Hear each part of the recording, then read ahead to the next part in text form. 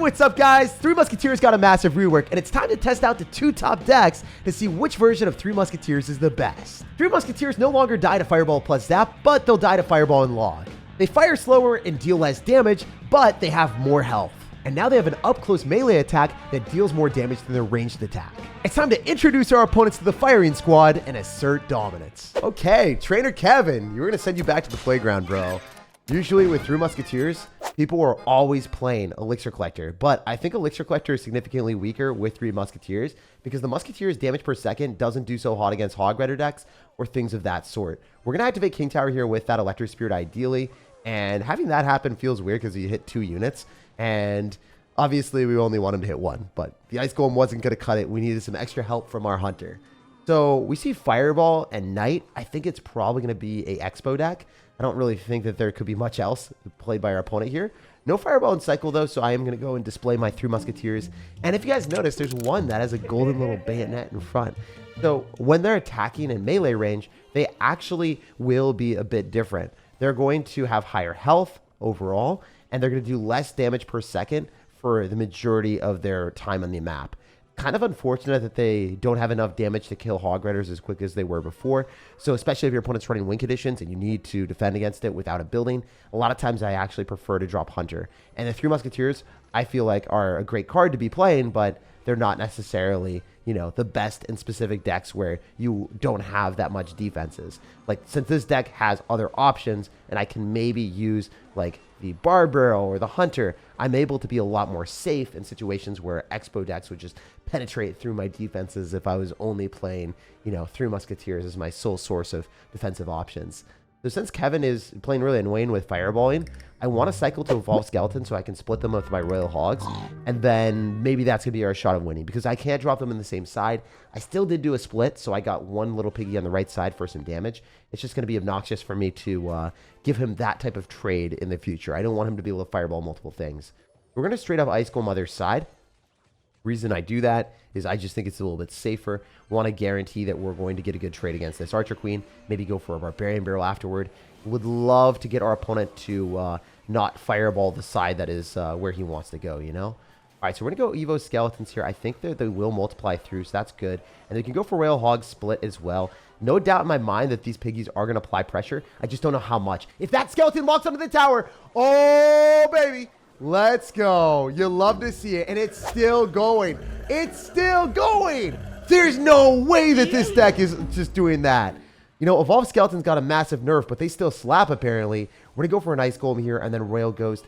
Maybe he's not going to be able to get the trade that he's hoping for.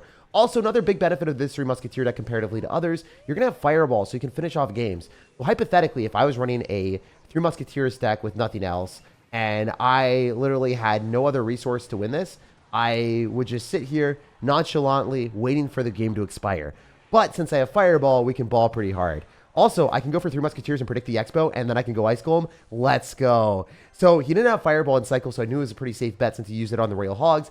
And secondly, since our opponent just gave up here, I mean, we just get to win in the game with the Muskies instead of the Piggies. So it's kind of sick. GG and well played to Trainer Kevin. We're giving him some love. And of course, the Peace Out Girl Scout mode. This thing is iconic, and we have to bring it back. All right, we got to give against King Arthur himself.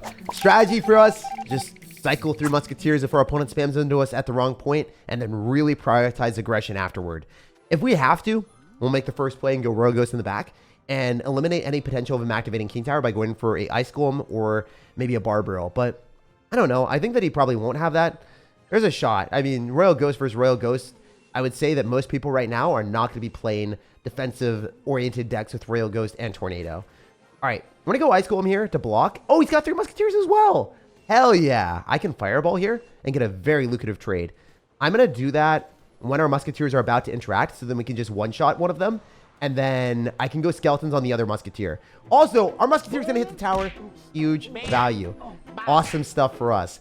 Even though the Musketeer's bayonet is pretty annoying, it doesn't really matter if it does more or less damage. The Skeletons just get one shot anyway. And the fact that their damage per second is a little slower, they're less reliable as an offensive card.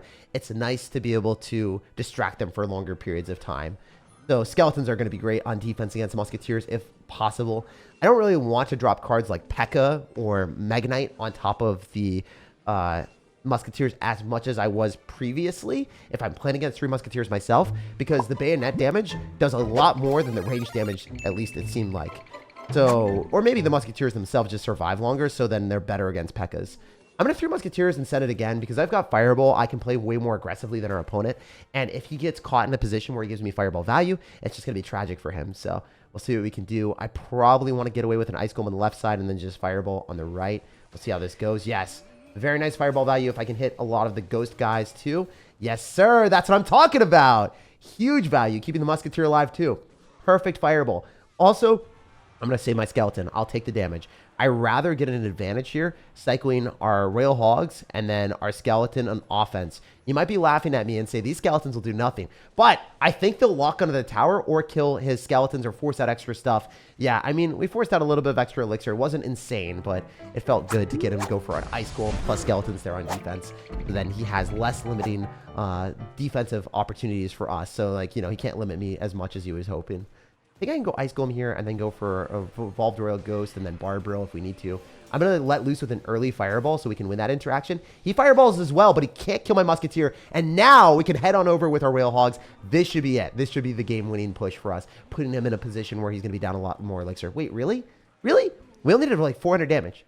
That's insane, right? That's kind of crazy. That is not where we want to be at all. Well, anyway, we can eat the Royal Ghost because we have 2 Musketeers killing it. And then we also have Evolved Skeletons. So kind of want to work with that if possible. Maybe we can get super fancy here and cycle an Ice Golem and then Barbarrel and then maybe go for another Fireball. Fireball cleans this house for sure. Also, if we kill the Royal Ghost and keep the Musketeer alive, let's go. Evolved Skellies on defense are going to be clutch because now I can defend, throw Rail Hogs, and then counter push.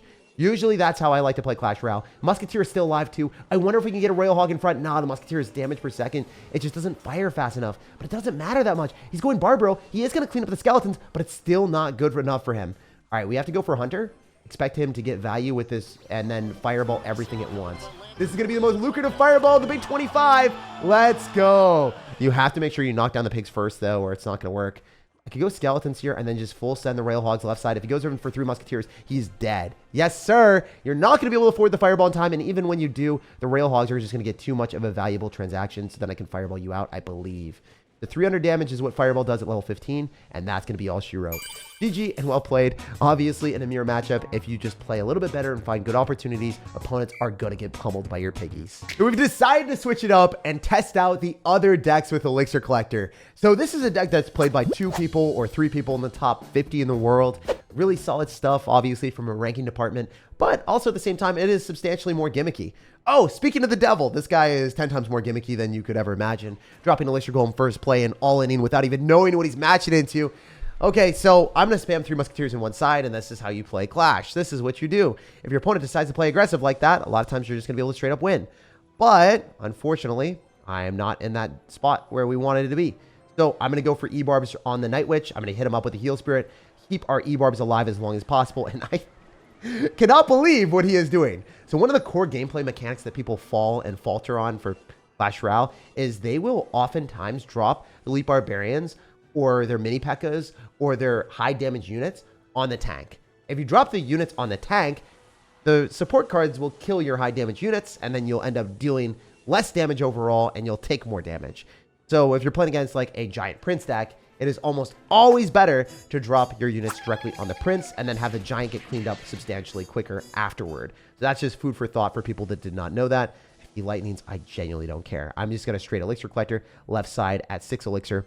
And I think he might go in for an Elixir Golem at the bridge or something, but I don't care. I've got Elite Barbarian, so we're just going to shift our weight towards the Night Witch, kill the Night Witch as quick as we can, get our Elixir advantage, and then pummel our opponent. Also, we can go Ice Golem to dissect his cards, so then his support cards aren't going to be properly played in the right spot.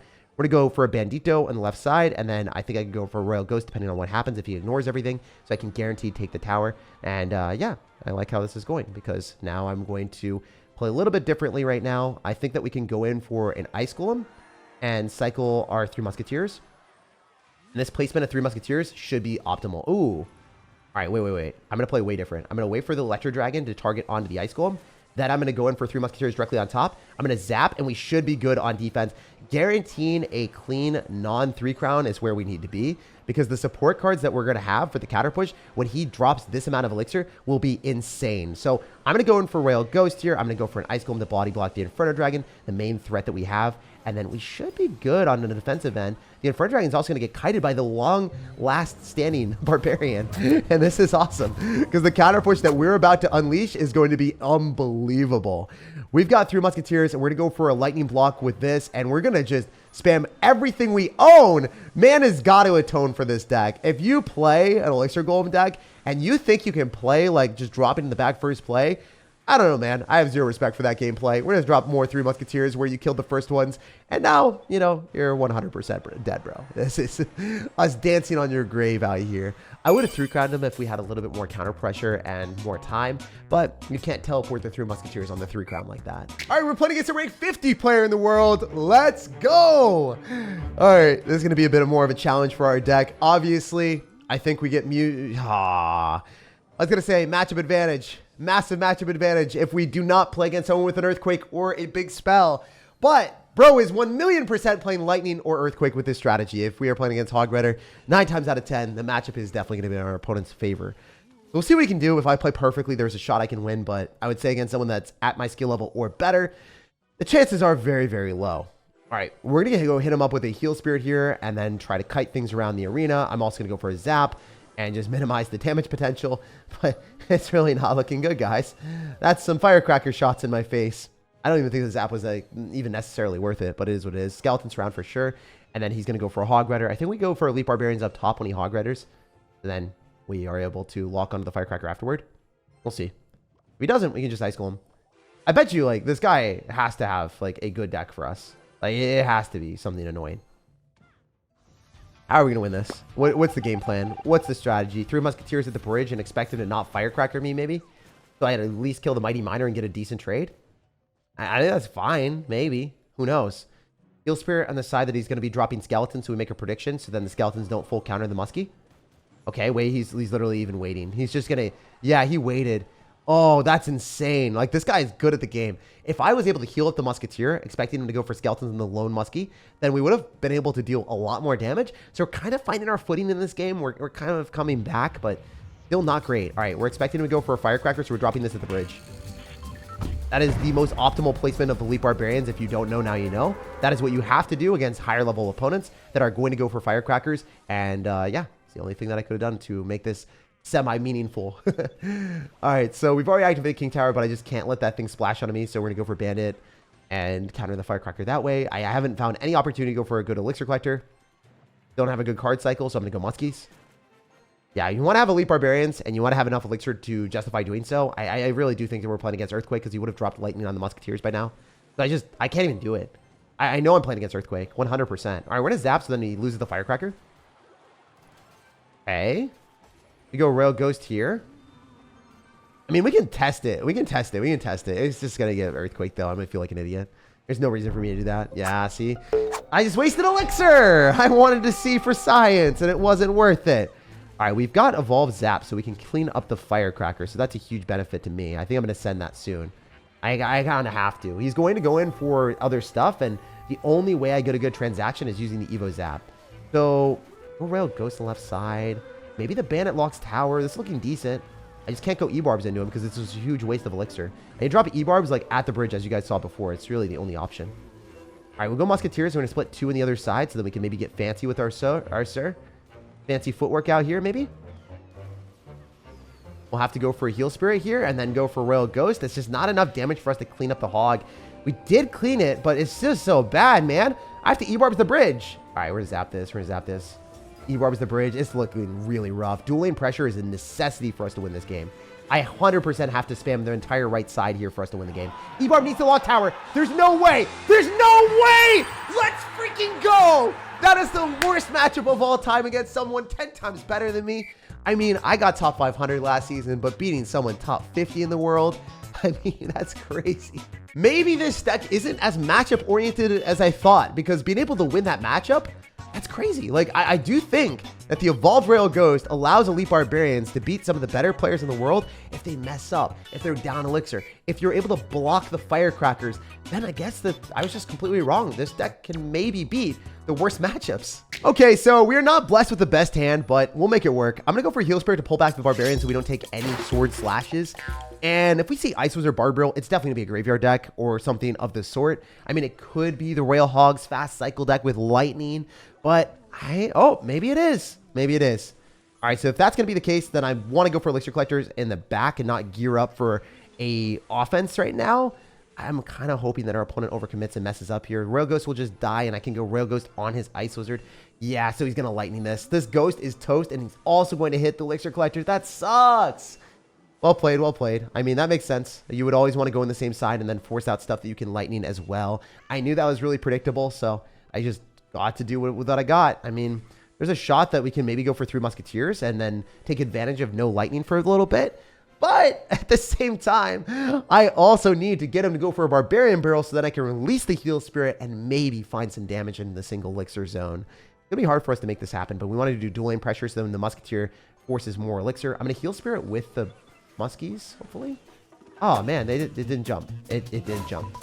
I thought he might have Barb Barreled with it, too, so I tried to drop it off to the side, but the Heal Spirit just did not want to do work here. It jumped on the tower, but it was supposed to jump on the Muskies. Oh, that's brutal. All right. So we could possibly go in for Royal Ghost up a lot higher. So when he lightnings, he's not able to hit everything. That's going to be the game plan for right now. But yeah, I'm going to go for Royal Ghost up top, a little bit closer to where he would want to go for the Hog. Oh, wait, he's going on the other side. Yo, bet. If you want to do that, that's fine. We're getting so much Ghost counter pressure too.